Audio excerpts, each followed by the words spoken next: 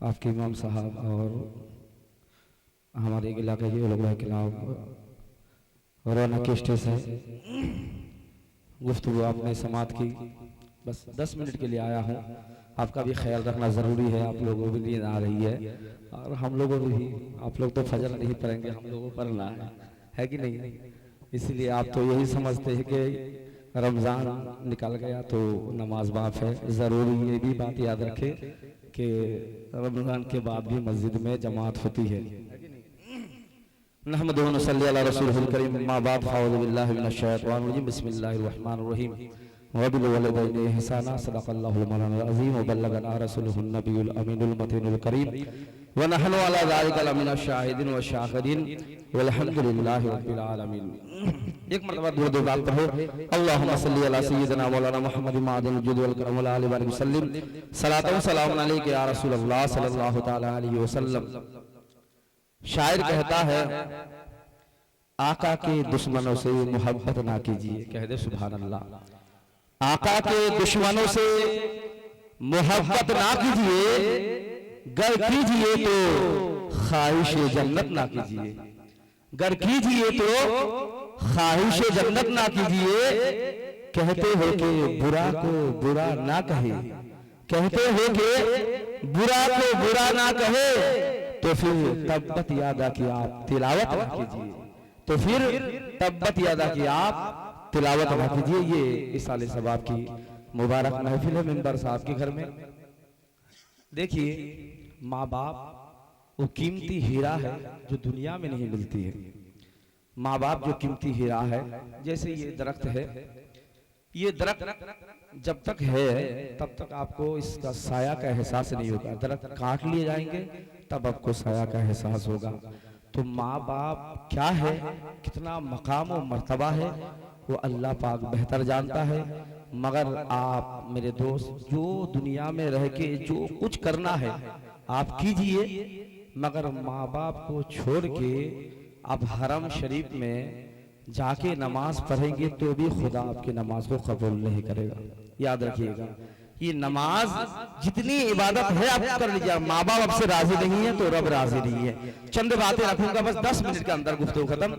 एक शख्स ख्वाब में देखा, और क्या देखते हैं कि कुछ कब्र से लोग मुर्दा उठ के, कब्र से उठ के निकल के कुछ चुन रहे हैं, कोई चीज को जमा रहे हैं, हाथ में ले रहे हैं।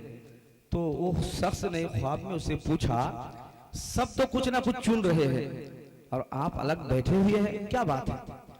तो उन्होंने कहा कि मेरा एक बेटा हाफिज साहब है, फला बाजार में हर दिन एक खत्म कुरान करके मुझ पर बख्शवा रहा है। कह दो सुभान अल्लाह। और इसलिए ये लोग चुन रहे हैं और मैं नहीं चुन रहा।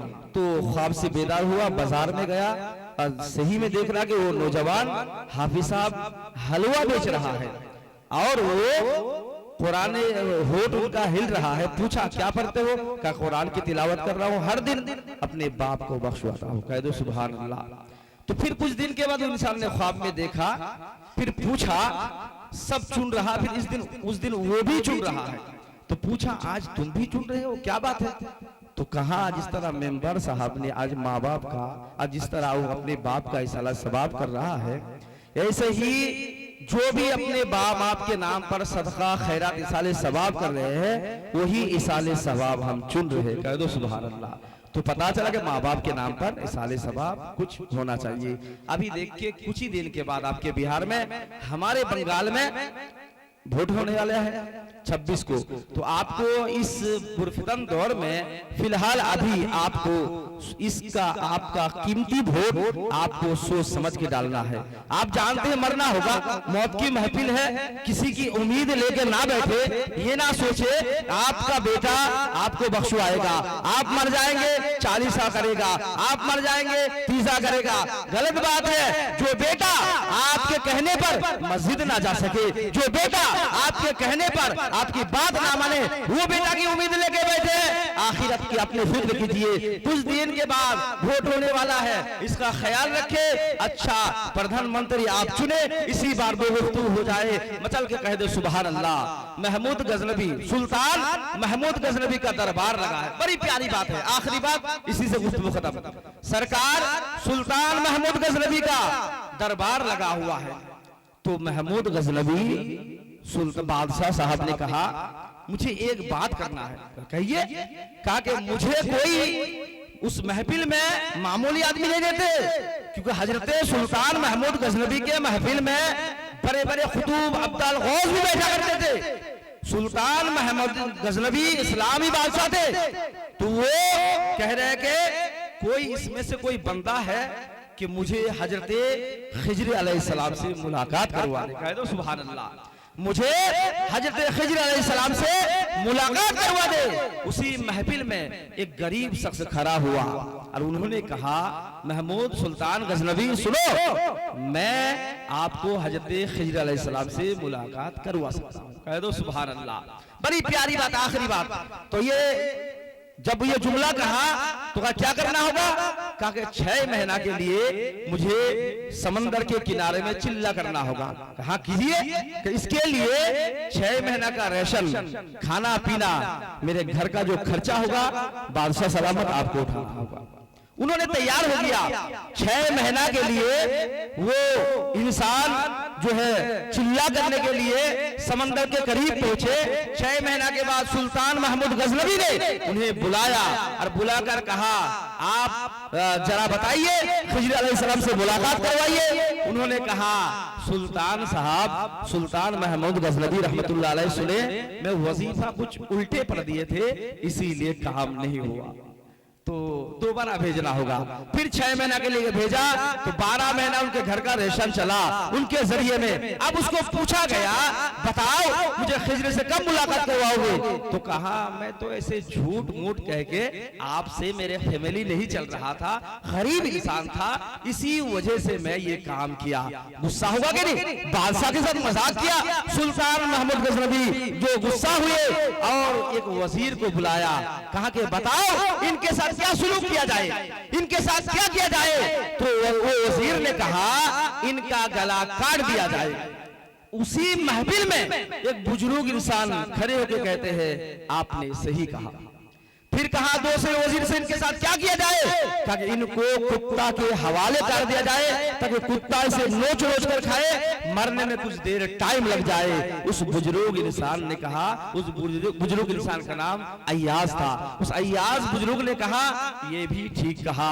फिर एक आखिरी गुलाम अपना गुलाम अपने अय्याज गुलाम से पूछा बताओ तुम्हारे क्या राय है? तो अय्याज वो जो गुलाम थे उन्होंने कहा सुल्तान महमूद गजनबी ये गरीब इंसान आपके घर से 12 महीना घर का चूल्हा आपके बदौलत चली, तो क्या आपके बादशाहत में कोई शान घट गई या आपके जो है कोई खजाने में थोड़ा सा कुछ कम हो गया? का कुछ नहीं, तो मैं कहता हूं इन्हें माफ कर दिया जाए। कह दो सुभान अल्लाह। अब आखिर में उस बुजुर्ग ने कहा, खूबसूरत बुजुर्ग ने कहा आप भी ठीक कहते हैं। अब सुल्तान महमूद गजनबी कहते हैं क्या बात है? तीनों ने अलग अलग जुमला कहा, तीनों जुमलों पर आप सही फरमाए, आखिरकार मामला क्या है? तो सुल्तान महमूद गजनबी से वो बुजुर्ग इंसान कहते हैं सुन सुल्तान महमूद गजनबी, आप जो वजीर रखे हैं जिसने कहा इसका गला काट दिया जाए, गलती उनकी नहीं है, गलती आपकी है। ये जो है अब ये कसाई का बेटा है जो हलाला करता था, ये कसाई का बेटा है, उनका काम है काटना।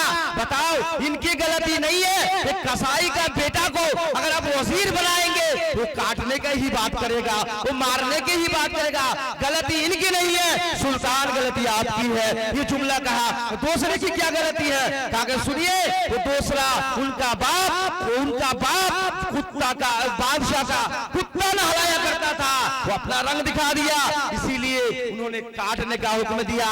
और तीसरे इंसान पे जो सही कहे, सुनिए, वो कोई और नहीं है, वो अय्यद सैयदजादा है। सुनना था सुल्तान महमूद गजनवी खड़े हो जाते हैं, कुर्सी से खड़े होकर कहते हैं अब सैयद साहब है। अब उन्होंने कहा हाँ मैं सैयद हूँ, तब वो बुजुर्ग इंसान कहते हैं अब सैयद साहब इतना दिन काम करे, अपना ठिकाना नहीं बताया। तब वो कहते हैं, बुजुर्ग ने कहा सुनो ये ऐसे सैयद साहब है। आखिरकार कहा जो ये सैयद साहब है, तो सुल्तान महमूद गजनवी को उस बुजुर्ग इंसान जवाब देते हैं, ये क्या कहेंगे, ये तो वो घराने हैं करबला में अली असगर से लेकर और मोहम्मद से लेकर 72 को लुटा लेते हैं, मगर ये तो उफ तक नहीं करते हैं। ये नबी का घराना है, पूरे खानदान लुटा देते हैं, बदला नहीं लेते हैं। अब जब ये राज खोल दिया तो सैयद अय्याज कहने लगा, जब मेरा राज खुल गया सुल्तान सुन, आज मैं भी एक बात बताना चाहता हूँ, वो ये है कि आप ये बुजुर्ग जानते हो कौन है, ये बुजुर्ग कोई और नहीं है, यही तो खिज़्र अलैहिस्सलाम है। सुभान अल्लाह, यही तो खिज़्र अलैहिस्सलाम है। अल्लाहु अकबर। तो मैं कहना का मकसद ये है, अगर आप चाय वाला को हुकूमत का प्रधानमंत्री बनाएंगे तो आपके साथ क्या सुलूक करेंगे, जैसा अभी हो रहा है। इसीलिए आपको हुक्मरां ऐसी बनाइए जैसे आपका देखभाल हो। हमें कुछ नहीं चाहिए इनसे, आपका कीमती वोट आपको इस बार सोच समझ के देना है। इसीलिए ना जाने खुदा अल्लाह पाक रहम करे कि क्या होगा, मगर किसी ने कहा है कि गलती हमारी नहीं है। आप हुक्मरां क्या करे ना करे, वजीर आजम क्या करे ना करे, आप बस अपने रब को राजी कर ले, आप सिर्फ अपने रब को राजी कर ले, आपके रब राजी हो जाएंगे। आपकी दुआओं से हुकूमत बदल सकती है कि नहीं। आपके रब राजी नहीं है तो जैसे आप है वैसे आपका बादशाह है। इसीलिए मेरे मेहरबानी आपसे है, इमाम साहब जब रखे हैं तो उनके पीछे 5 वक्त की नमाज पढ़ने की कोशिश करे। जैसे हमारे मेंबर साहब ने ये काम किया, अच्छा काम है कि इन्होंने साले सबाब की महफिल सजाई। वही मेंबर साहब अगर 5 वक्त की नमाज पढ़ेंगे, इससे वो काम डबल हो जाएगा। इससे वो काम उनके बाप को सुबह शाम रातों दिन सवाब पहुंचेंगे। और जब तक हम तकरीर करेंगे, दरूद सलाम होगी, खत्म हो जाएगी, सवाब को मुनक़ता कर दिया जाएगा। और नमाज एक ऐसी दौलत है, जब तक वो पढ़ेंगे तब तक उनके बाप को सवाब पहुंचेंगे, उनके बाप उनको सवाब देंगे। मैं तो जो कुरान आयत करीमा से तिलावत की थी, वबिल वलिदैन एहसाना, यानी इस कुरान पाक के जो आयत करीमा मैंने तिलावत की है, इनके बारे में अगर तकरीर किया जाए कम से कम 1-1.5 घंटा की चाहिए। उसके बाद खुलासा होगा, माँ बाप का मकाम में बताता, मगर टाइम मुख्तसर है। इमाम साहब ने कहा, इसलिए 10 मिनट अब तक मैंने बात पहुँचाई। बराए मेहरबानी नमाज की पाबंद करें, आप भी नमाज पढ़े, हम भी नमाज पढ़े, कहीं भी रहे नमाज को ना छोड़े, सच्चाई के साथ रहिए, जिंदगी अच्छे से गुजारे।